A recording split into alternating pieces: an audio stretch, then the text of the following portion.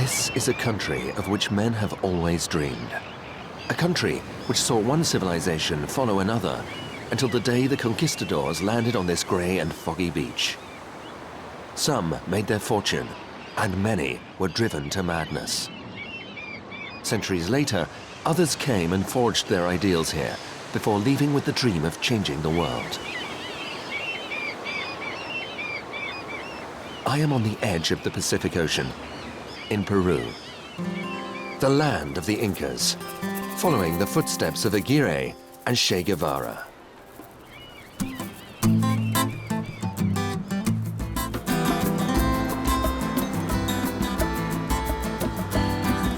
Lima is my starting point for a journey across the Andes to Cusco, cradle of the Inca Empire and Machu Picchu. Then I'll descend into the Amazonian jungle before crossing the Altiplano and finally coming to rest in the highest lake in the world.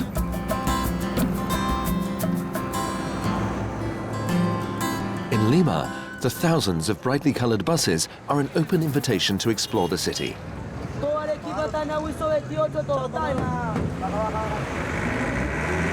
So I hop on board. Accidents can happen sometimes. Usually it's due to carelessness, like if you're driving too fast. Or if you're tired. You know, it's hard on the human body. My route takes about 5 hours. 5 hours there and back, which I do 3 or 4 times a day.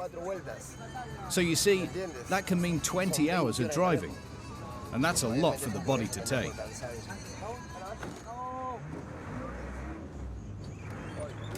You have to be careful on buses. You might get robbed, even by the driver himself.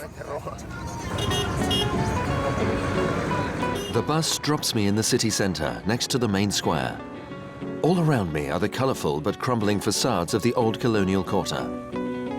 Painting your house is traditional in Lima, and is perhaps a defense against the gray mists which often engulf the city.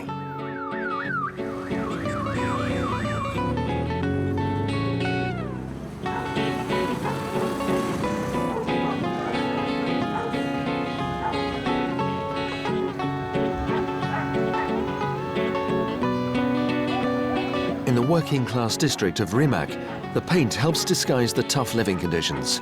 Wandering the streets, it's clear that I'm not welcome.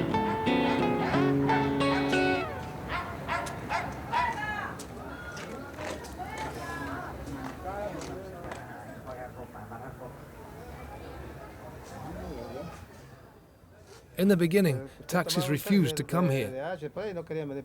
They called it World's End. We were the first to come here.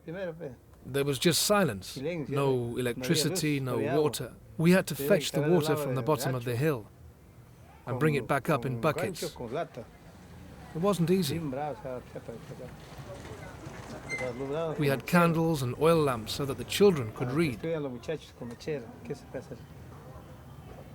But I was young then. She was the one that brought me here. Nowadays, Rimac has water, electricity and tarmac, but other world's ends spring up around Lima every day. They're called invasions because people take possession of a plot of land overnight and plan to stay indefinitely.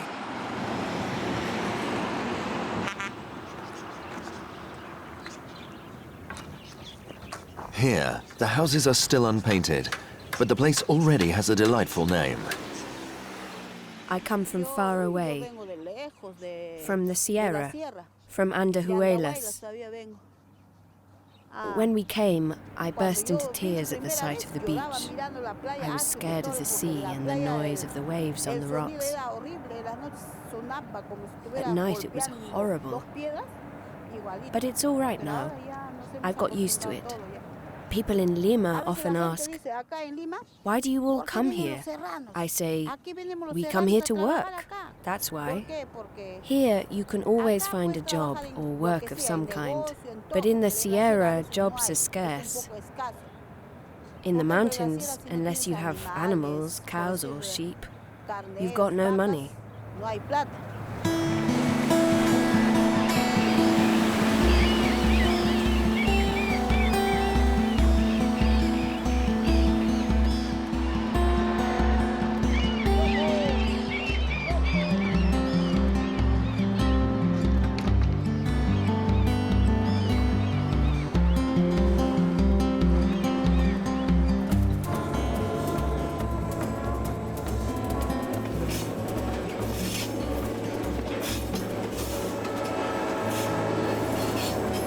I leave Lima by train. It's a traveler's dream because the route over the mountains only operates about 10 times a year. The inhabitants of Lima's endless, dusty suburbs barely notice its passing. The train links Lima to Huancayo, in the heart of the Central Sierra. My next stop will be at an altitude of almost 5,000 meters. About 20 years ago, I worked in Juliaca in the southern Sierra. In those days, people traveled by train a lot. I often used to take the train to Juliaca. Nowadays, people prefer to travel by buses. Being on the train today reminds me of old times.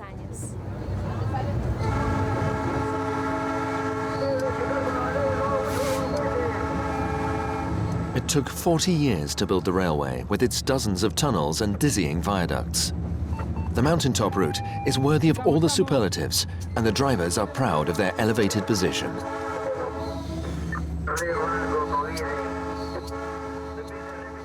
I'm in charge of the train. I'm responsible for the whole convoy.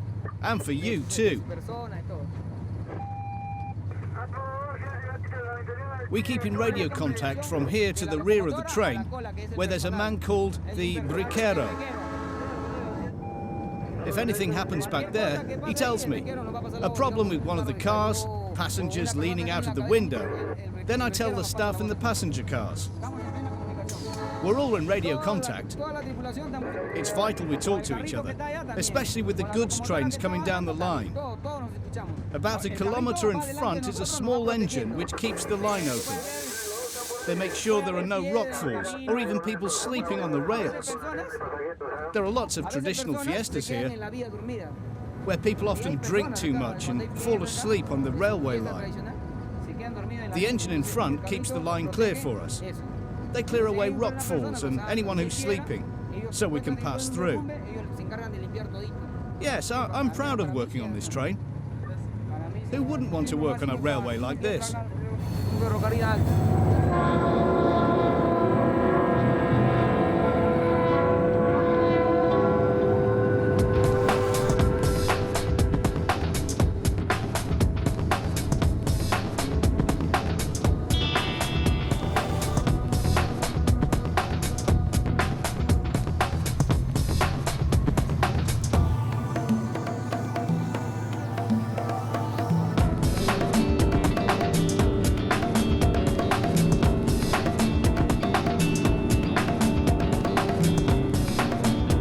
The train may no longer be the highest in the world, since China opened up the route into Tibet. But who's quibbling? I asked the driver to let me off at the Anticona Pass, and the altitude is quite enough to give me vertigo. I join the nearby road and finally come out of the clouds at over 4,800 meters above sea level. People who come from Lima aren't used to the altitude here. They often faint, they're sick, they get headaches. It's what we call soroche. Lots of tourists get altitude sickness too. Sometimes we see them fall over. We give them air and then either coca tea or a little alcohol to perk them up. And then they carry on. That's what we do.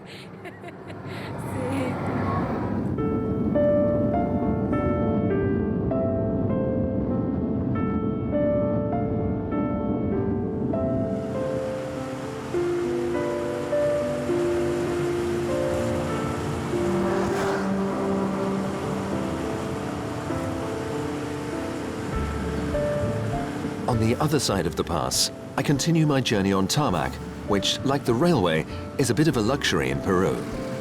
At the end of the road lies Oroya, a cold, grey mining town. Life is hard here, and the inhabitants have little choice but to turn to God to improve their daily lives.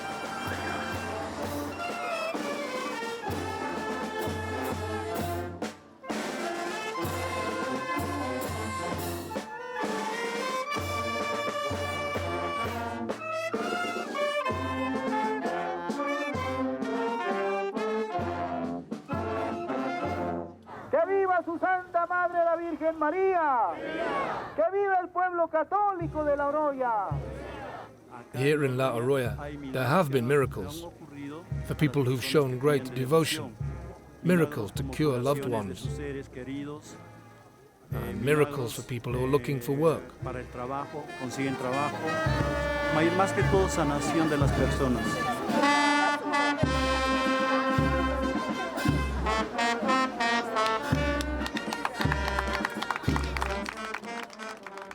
We pray for his blessing and for the gift of eternal enlightenment. Thank you for coming here. I'm sure the Lord will bring you enlightenment too.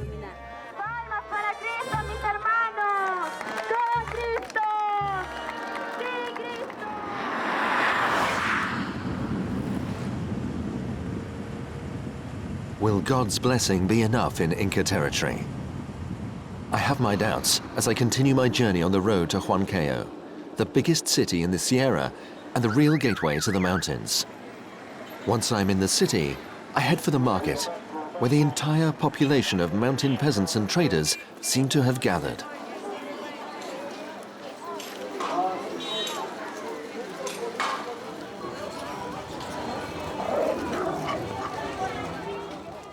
Two kilos for 40 centimes.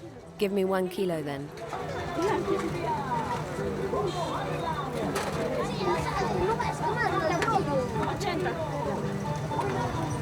The Peruvian, because it has the colours of Peru, the red of Peru.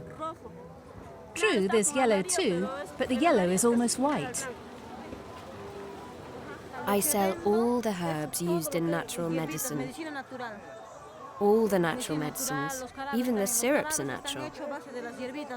Absolutely everything. There are no chemicals here. This is to put in your shop to bring you good luck. At the market, there's everything you need to raise your spirits and banish any fatigue. And for that, the mountain people have never found anything to beat coca leaves. You chew it. Cocoa gives strength and courage to the peasants, to the people who work in the fields, men and women. Everyone in the valley here takes it. Yes. How much do you want? I bought some coca leaves at the market too. They say the Central Cordillera Trail beyond Huancayo is long and hard going, so a few coca leaves will come in handy tomorrow morning.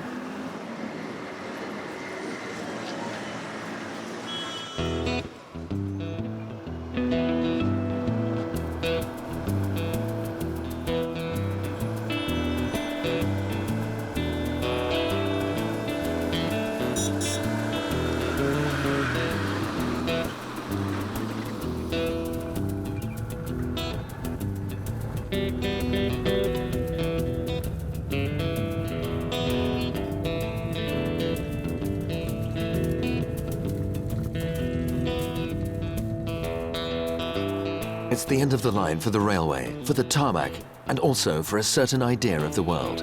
This is where the dirt road begins, and no one travels at more than 20 kilometers per hour. A different notion of time starts here too. On this blood-red soil, human beings are rare, and you can travel for hours without reaching a village. This one is called La Esmeralda, a pretty name for the back of beyond. I meet up with the lorry driver I traveled with earlier. At this time of the year, the road isn't so bad. It's still in good condition. But once the rain arrives, it gets more difficult.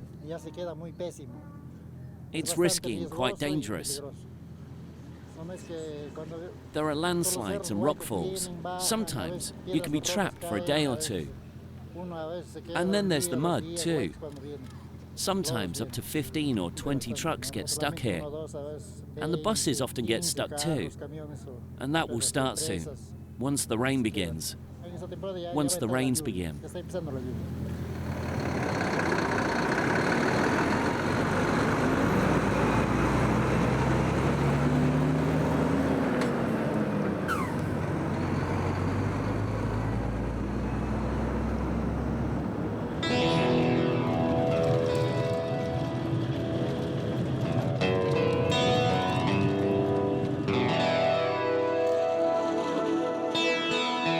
This feels like the set of a Western. The mud houses by the road are often deserted.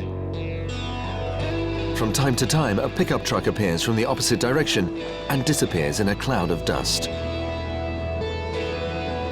I'm nearing Ayacucho, which for 15 years was the center of the Maoist-inspired Shining Path guerrilla movement that took arms against the Peruvian government in the early 1980s.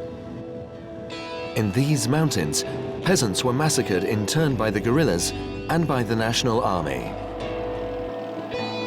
Those who weren't killed had to flee.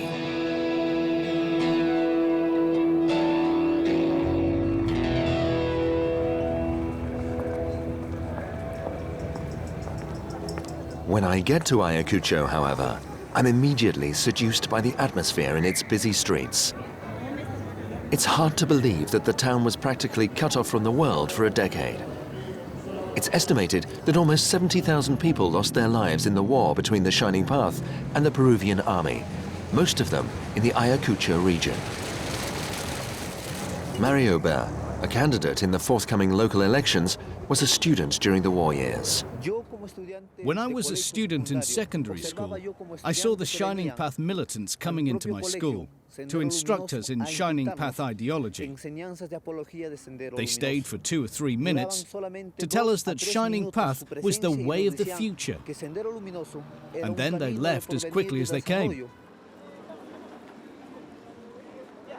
This square was witness to the murders of many peasants and many local officials who were executed right here on the square. The Shining Path would hang them from the lampposts to show their defiance towards the central government. It was terrible to see all those dead bodies all over the town. Local officials, but also friends, neighbors, who were gunned down in the street. That's what it was like in Ayacucho. The Shining Path lost the war, but the Ayacucho region can still be a dangerous place for travelers. Nowadays, the entire population wants the central government to build a tarmac road from Ayacucho to the Apurimac Valley, an area with lots of problems at the moment. There should be a special program to develop the region. We need it to fight the drug traffickers and the remaining Shining Path groups who are operating there.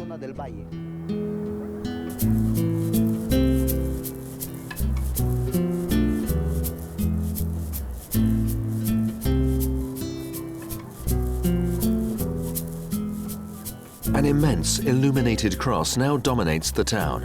It was built from electricity pylons, which the guerrillas regularly used to blow up in order to plunge Ayacucho into darkness.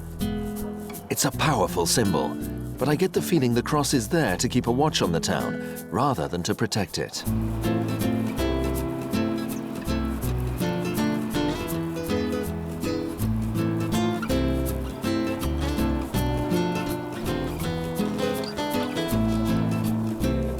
Peace has returned to the mountainsides above Ayacucho, and the peasants are busy in the fields. Different crops flourish at different altitudes, and here, at 3,000 meters, it's the potato. When there's work to be done, they take people on.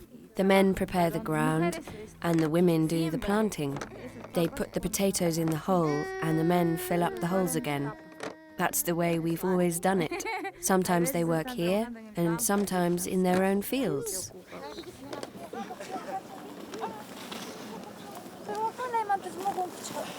Every spare pair of hands is put to work, and soon I'm summoned by a group of women.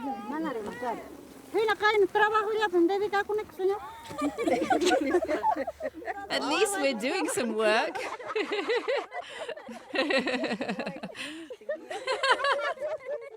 He doesn't want to work with women. That's right, isn't it? You don't want to do women's work. We work for money here. We're all working for a wage.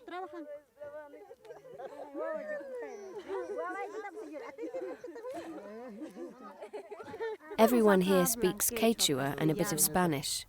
It depends on their education. Some of them went to school for only a few years, and others stayed at school longer. But most of them speak mainly in Quechua. They can't understand you very well. That's why they're laughing. My journey continues towards the Apurimac Valley by way of a lonely and ill-kept road which regularly rises to mountain passes at over 4,000 meters. When the trail meets the clouds, the roadsides are deserted.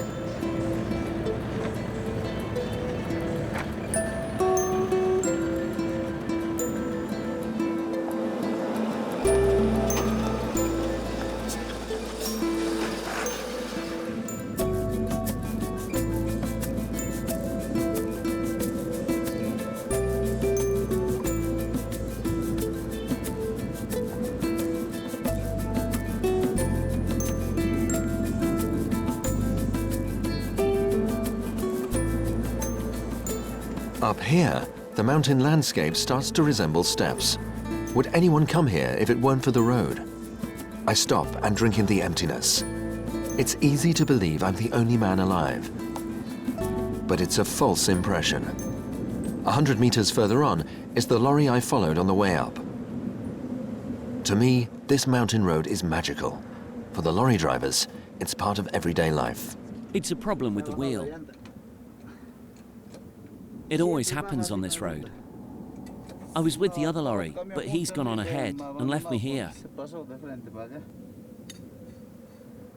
We do the trip in twos. He'll be waiting for me at the bottom. This is just a routine journey for us.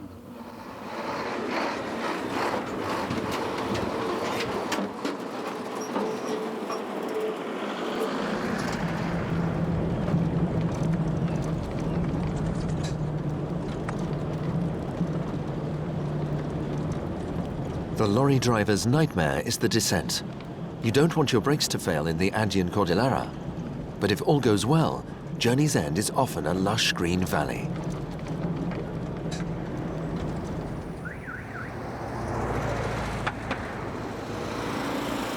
Day after day, buses and lorries provide a link between these valleys, which are only a few dozen kilometers apart, but are otherwise cut off from each other. Tarmac hasn't made it this far yet, so waiting for the lorry to arrive can be a lengthy affair.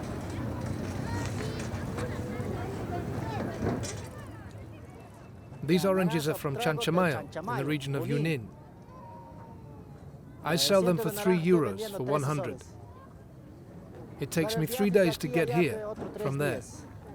I take goods back to Huancayo, pick up more oranges, and come back here. It's 6 days there and back. So I'm hardly ever at home. 7 un sol. 113 soles. No quiero. Mira. 7 un sol, 5 un sol.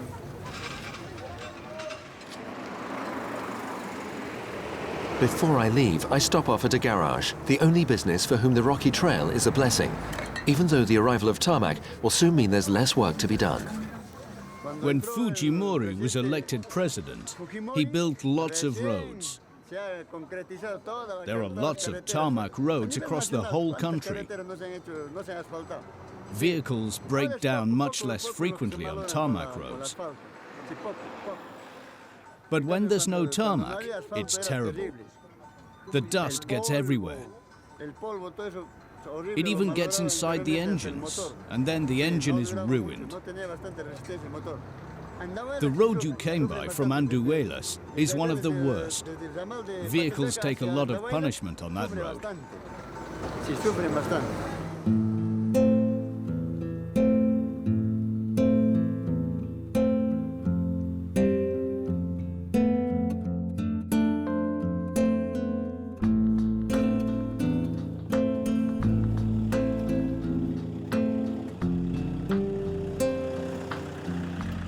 In the Cordillera, men come and go, but the trails endure.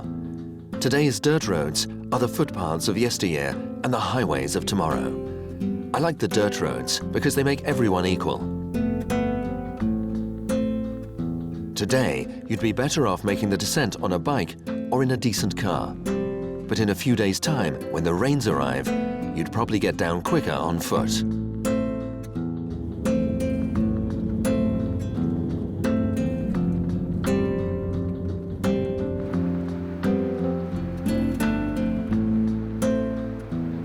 I'm back on the tarmac as I cross the Apurimac River towards Cusco, crossroads of all Peru. It's Sunday morning when I arrive, and the streets are quiet as I head off to explore.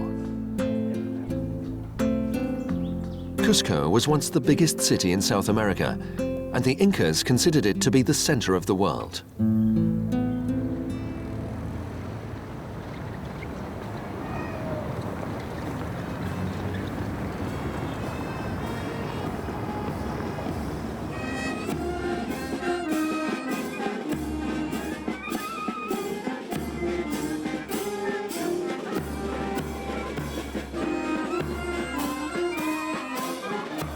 Every Sunday morning, police and soldiers parade around the square under the amused gaze of the city's population.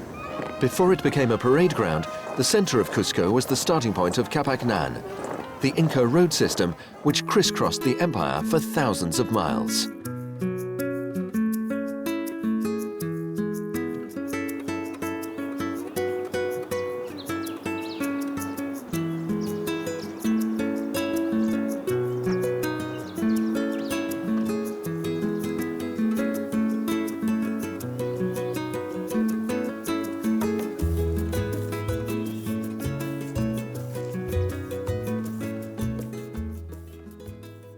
The Inca trail is called Capacnan. When they made the trail, they respected the mountain's natural geography. They respected the open spaces. And they respected nature as they found it. The importance of Capacnan in the age of the Incas was that it provided a link between remote villages and helped them to develop. We have to remember that they grew different crops at different altitudes, which had to be transported from village to village to be traded. People had to be able to trade different goods in order to live. In Peru today, we are doing the same thing, but we are building roads for cars. And we don't build them with respect as the Incas did. We destroy the mountains to build the roads. Ahora se rompen cerros.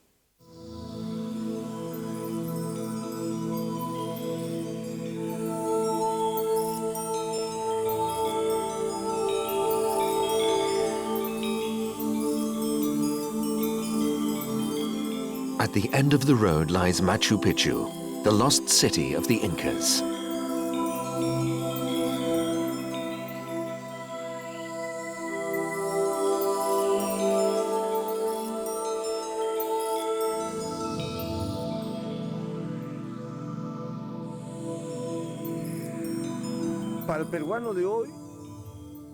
For Peruvians today, especially if you consider that it is one of the 7 wonders of the world, Machu Picchu is the symbol of Peru's greatness. But for the Peruvians of the Andes, for the people of the Sierra, it represents Inca spiritually, which is still alive today. I have great respect for my ancestors because they were wonderful architects, wonderful engineers. They were very accomplished in all the sciences.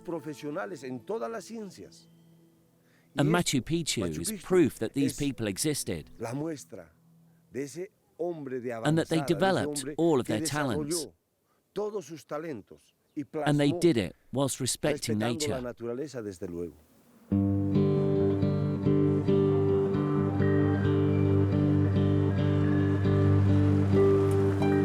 What remains of this civilization, apart from an idealized history and a collection of ruins which attract hordes of tourists? To find out what happened to the descendants of the Incas, now known as Indians, I head to the Cauca Valley, a few hours from Cusco.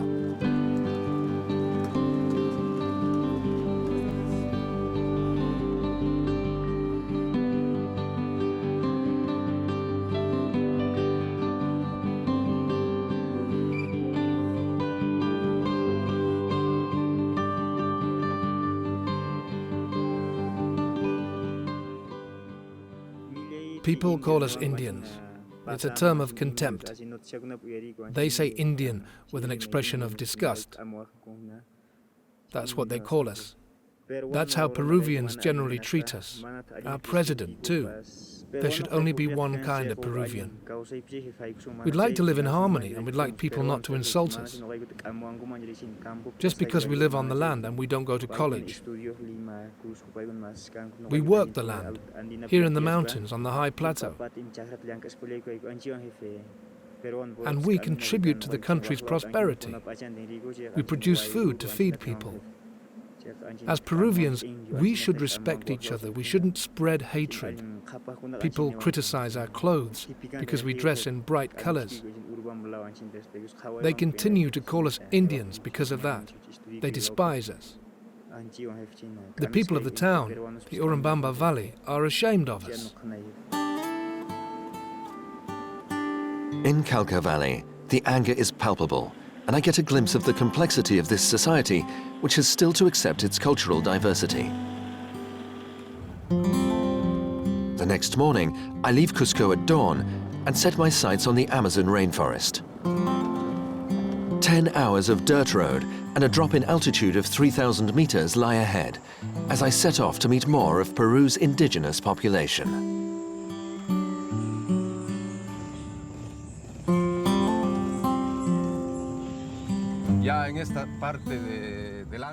In this part of the mountains, the vegetation starts to become much more dense and luxuriant. The temperature increases too, and you start to sweat.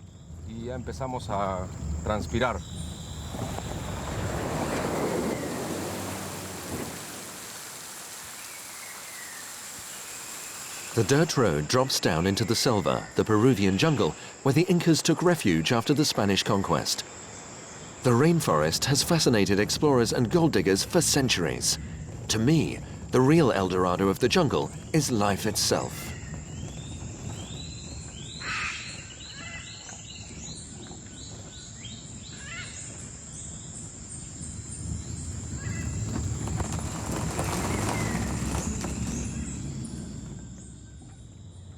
For drivers using this kind of road, the most worrying thing is the rivers. When the water levels rise, there's one river which scares everyone, the Rio Carbon. We'll get there in about 2 or 3 hours from now.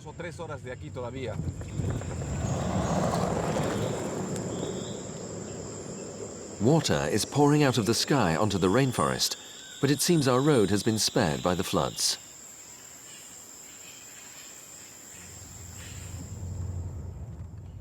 Sometimes there's water everywhere. But today, there's just that bit we have to cross.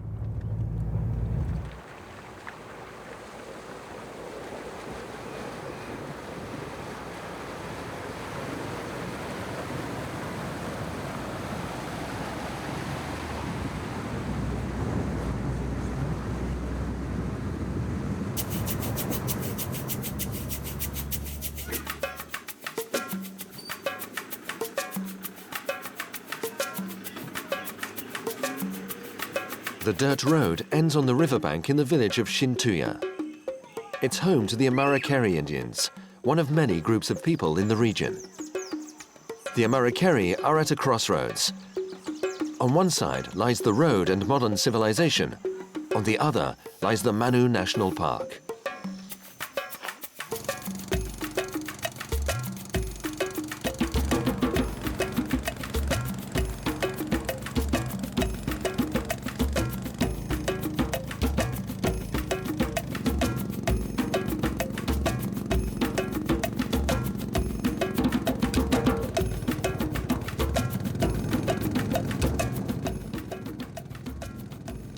You have to know which way to go, to know how deep it is.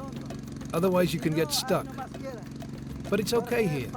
We speak Spanish, because we don't understand the dialects of the other groups.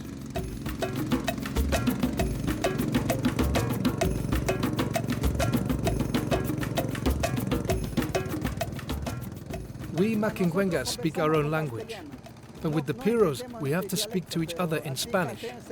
Conversamos. En cambio, Machinga sí, conversamos así. Pero Piro no entendemos sino castellano, conversamos así. Language is the only difference there is between us. Otherwise, we're just the same. No hay diferencia, son iguales. We have the same blood, the same bodies, but we don't speak the same language. La diferencia de hablar.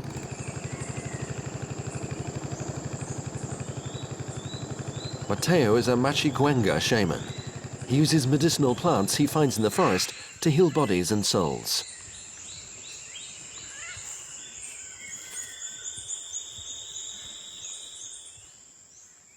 This one is called acosasha. We use it when children have little spots on their skin. We use it against allergies. This plant is used to treat children who wet the bed. We rub their belly button with the flower. The leaves are used in shamanic ceremonies. The shaman shakes the leaves like this. When he takes ayahuasca, the shaman calls up magical visions by shaking the leaves like this. That's how we call up the energies.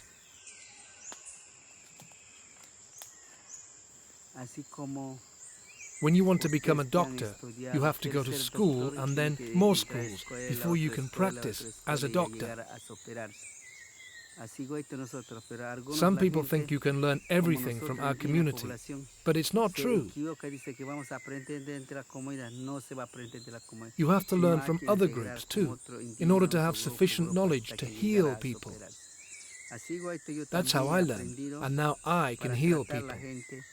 In the jungle, there are no clinics or hospitals, so we have to be able to heal ourselves. We've always done it, long before we were civilized. But our children no longer want to learn these things. I think it's because civilization has polluted us. People don't learn these things anymore. I'm sure Mateo is right. Back in Xintuya, watching the youngsters on the sports ground, it seems they aspire above all to being part of the modern world.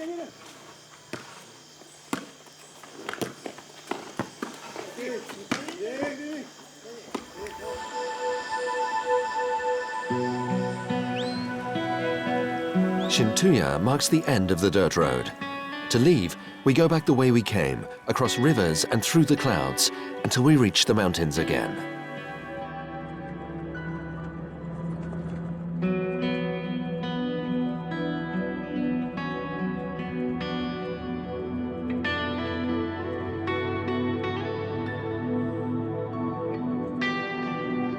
The ribbon of tarmac extends as far as the eye can see through fenced-in pasture land. The road is almost dead straight, and the lorries slowly but surely eat up the miles of Peruvian Altiplano.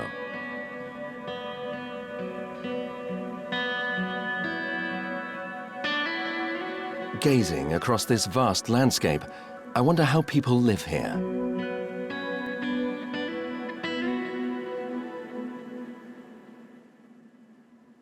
When the wind's blowing in the wrong direction, it's hard cycling into the wind. It's very tiring.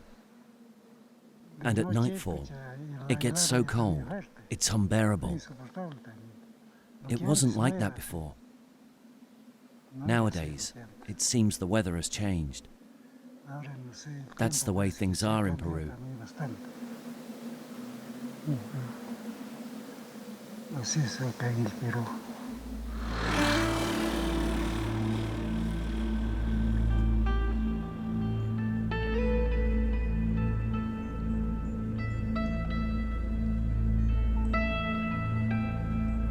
The Altiplano is a plateau which extends over several hundred square kilometers at an altitude of over 3,500 meters. Everything is a bit closer to the sun up here, and when its rays hit the road, the chilly morning gives way to stifling heat. But daily life continues just as before.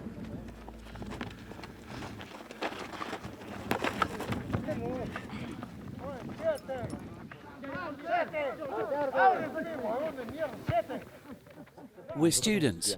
I'm at university. But life is hard here because of the environment and the climate. And to be able to study, you need money.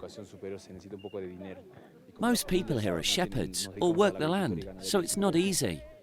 Earlier, some of us were working in the fields, planting potatoes. We don't just have fun all day long. Later, we'll go back to the fields to watch the flocks or bring in the sheep. It depends on the family. Sometimes we do the cooking. But for now, it's break time. We're going to play some football.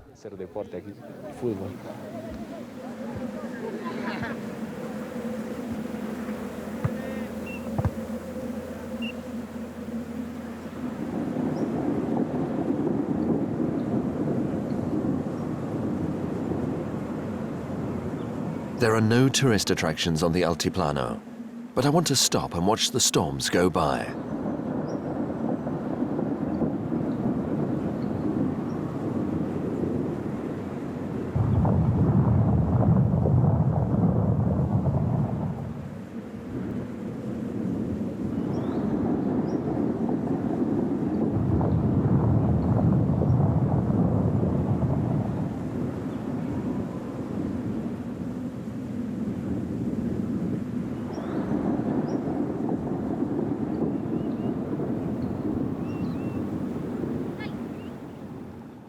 My work is raising sheep and cattle. I live off what my flocks give me, that's all. I don't get any help from the state. I'm trying to help reforestation on the mountainside.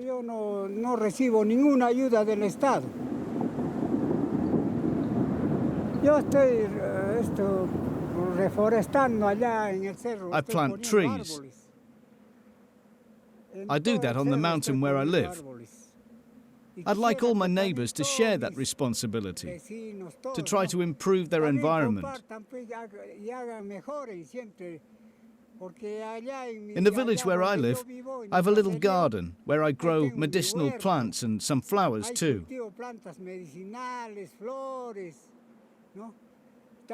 Now there are different kinds of birds who come and live in the trees. That's why we have to try to improve our environment.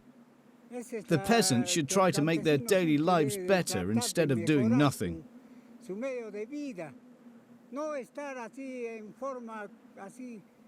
Here, people are content just to survive.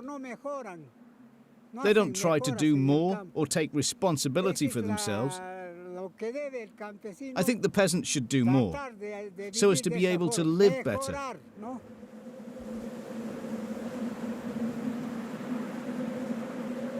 I'm not sure there are many shepherds like this man on the Altiplano. There aren't many villages on the roadside, and cemeteries are few and far between.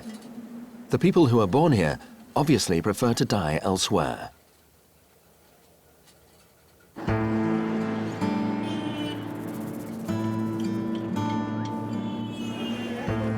Most try their luck in Juliaca or Puno, the two biggest cities which lie at the end of my journey.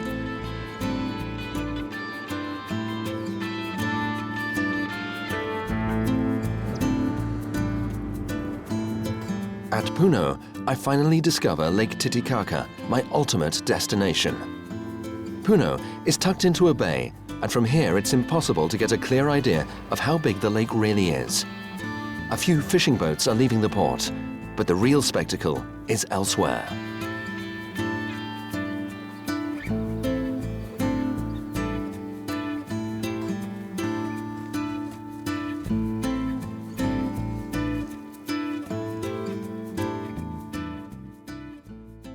There are some tourists, but most of them are Peruvian. It's mainly people from other regions of Peru who come here. Students on excursion always stop off here, for example.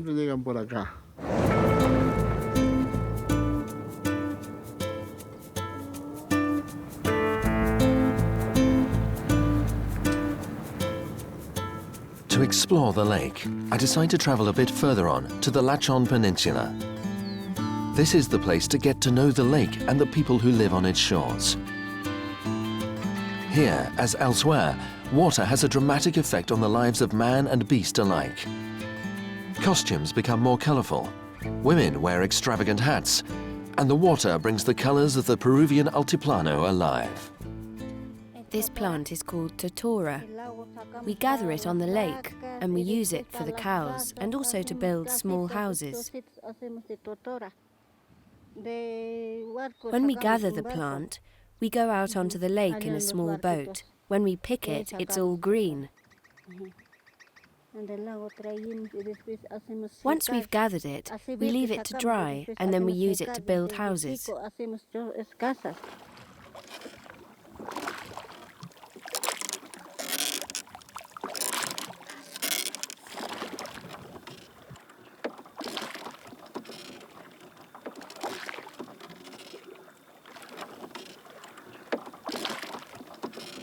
The next morning at sunrise, I set off across the lake. We're going out to gather in the nets. We gather in the nets to see if we've caught any fish.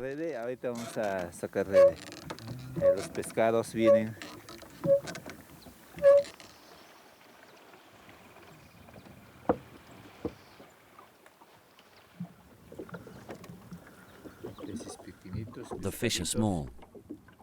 They're never very big here.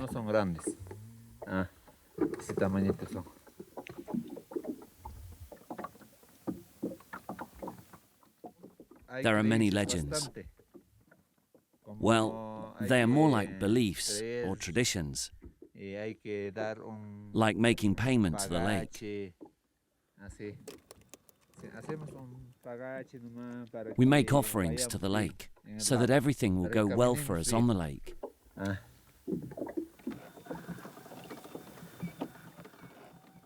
So that we'll have everything we need.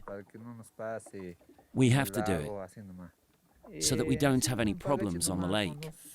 We make offerings with whatever we have. Small things like coca leaves. We don't always have to give a lot.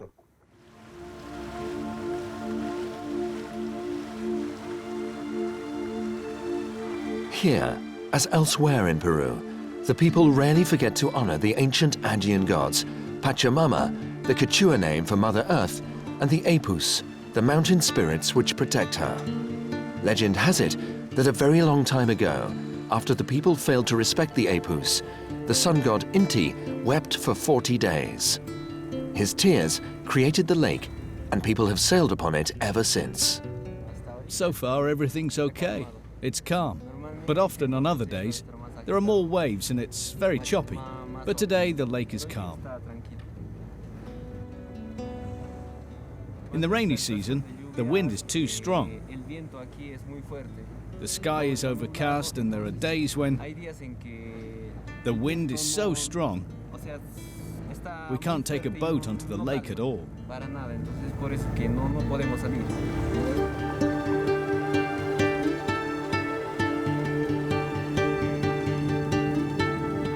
I head for the island of Tequila, which survived the flood of the sun god's tears.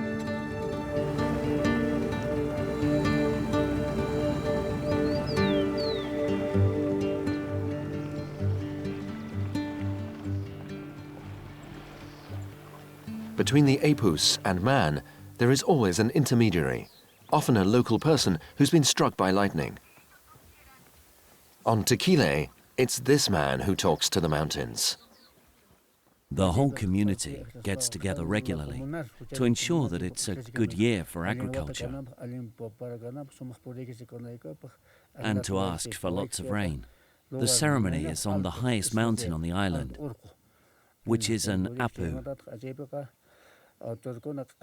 That's where everyone gathers for the ceremony. People can come from other islands to pray with us. We do it for the land, to protect the harvest, and so that the island is free from disease, from plagues of insects, and from hailstorms which can destroy everything. It's essential to protect the island from shortages during the year. We make payment to the earth. Before, everyone used to make offerings and pray for the earth and for the lake, so that we'd have enough fish, and so that everything went well on the lake.